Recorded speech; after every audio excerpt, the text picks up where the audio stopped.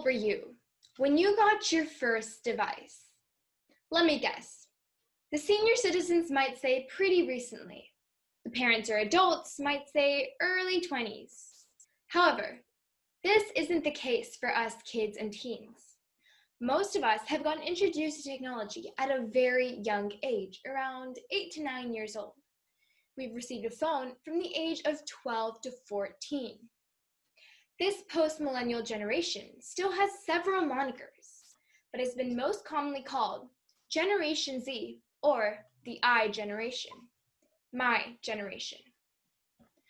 Generation Z is widely considered to be young people born in the mid-1990s, and according to the Forbes magazine, we currently in 2020 account for 1/3 of the US population.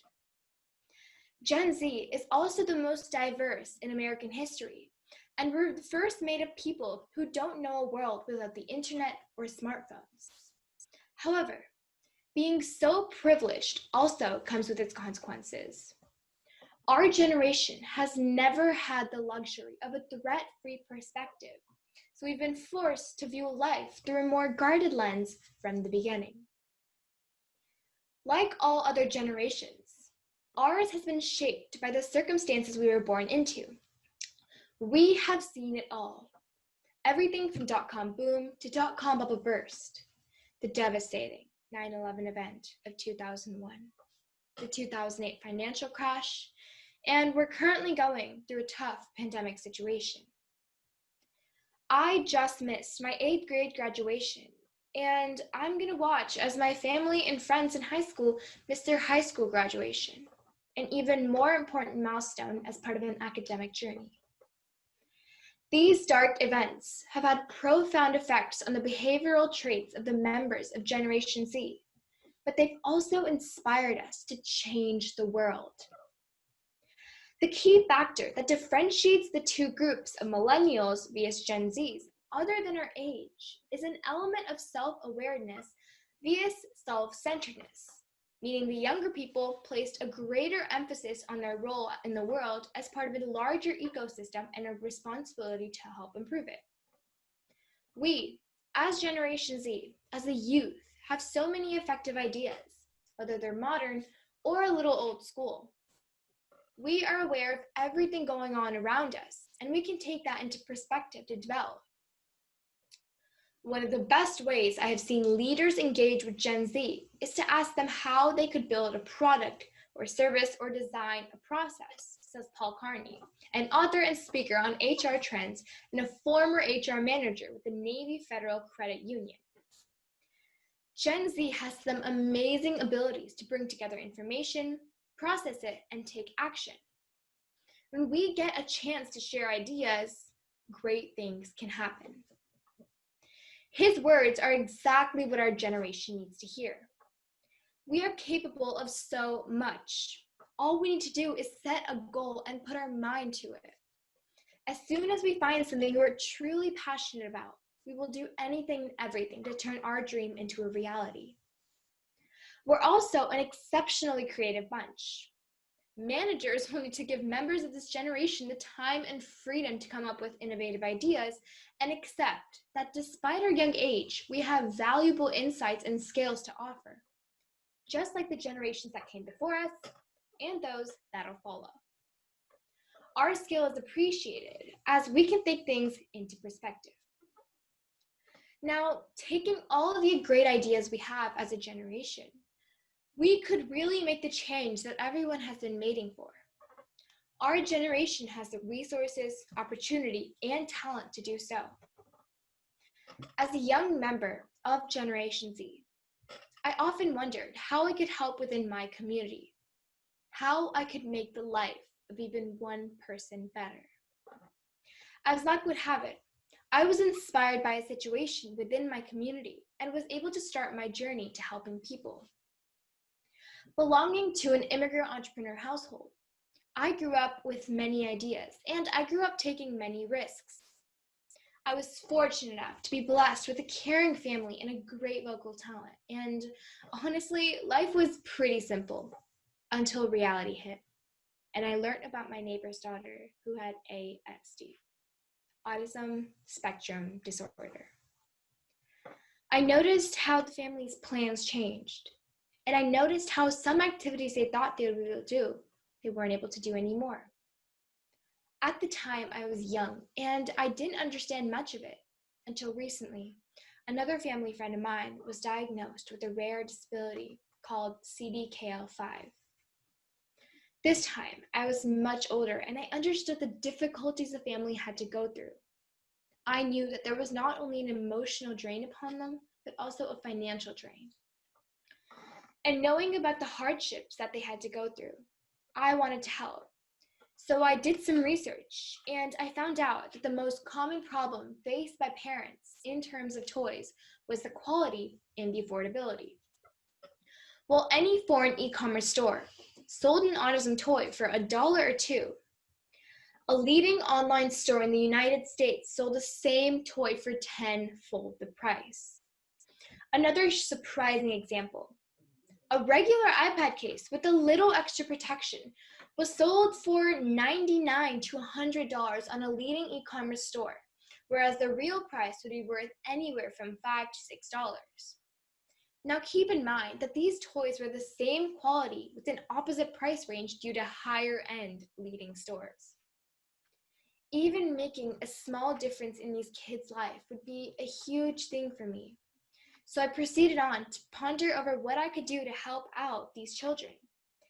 And that's how I thought of creating a subscription box for autistic children that was not only affordable, but also educational, and gave the children the resources they needed to develop their sensory skills, motor skills, and communication skills. I wanted to make a positive impact on these children's lives, one box at a time. Now, I have the same access to the digital world and resources as anyone in Generation Z does. We are the digital first generation. For me to solve a problem and find a solution, all I needed to do was research online using digital tools such as Google, e-commerce websites, some reports, Facebook groups, and just talking to parents and adults in the vicinity.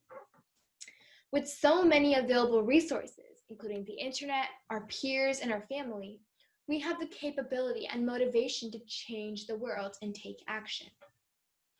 Our doings can bring a positive impact in someone's life.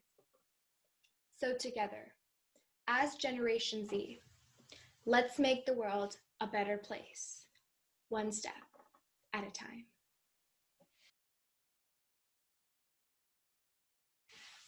Well, as I mentioned in my speech, we have many available resources. We have capability, we have motivation to make a difference and, improve the world, and not just, autism, or we can improve issues in many different areas. I think the way Generation Z could deal with this is by putting their mind to it. See, with us, young generation, when we put our mind to it, when we want to finish something, when we want to achieve something, we will take away all other distractions. We will put our mind towards, we'll set a goal for ourselves, and we'll go only towards that goal. So I think it's all about where what you really want to do, what you're passionate about, and where you're headed. So I think one of the biggest challenges, so when I was doing my research, as I mentioned once again in my speech, that I talked to a few of the parents in the vicinity. I talked to a few of the parents in my group whose children had, disabilities. And I think something a little difficult for me and difficult for the parents is always difficult for them to talk about, this disability or this issue. And everyone gets a little emotional. So I think it was a little difficult for the parents to talk about. And I think another difficulty I had was, as I was researching, there were a lot of articles about why Generation Z, there were a lot of articles about why the toys as relating to autism, why they were so expensive, and why lower end toys were not as expensive. A lot of people ask questions about, how can you prove that lower quality is the same as higher quality? So that was a little bit of difficulty, but with a little bit more research, with going more in depth with the articles, going more in depth with the information about the toys, comparing actual toys, ordering them from Amazon, seeing how they're different, seeing how they're similar, I think we, got through that problem, got through that obstacle. I definitely think not a huge difference because I was born here. My parents were. My parents are actually from an immigrant family, but not a huge difference. But it definitely did make a difference because when my parents came to America, it was around early 2000s. And I remember that them telling me their experience about how they knew very little English and how they came with a little bit, like a very little amount of money, and how they had to build their way to becoming how they are right now, how they can interact with people.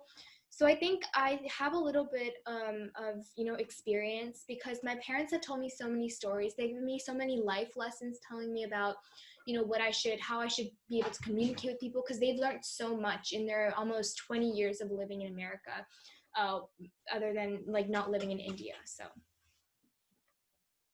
I think I have an advantage. I have an advantage because I had access. I was able to talk to parents that actually had to go through this experience rather than talking to complete strangers that I didn't really know, or having to do only research with no real, something I can actually rely on.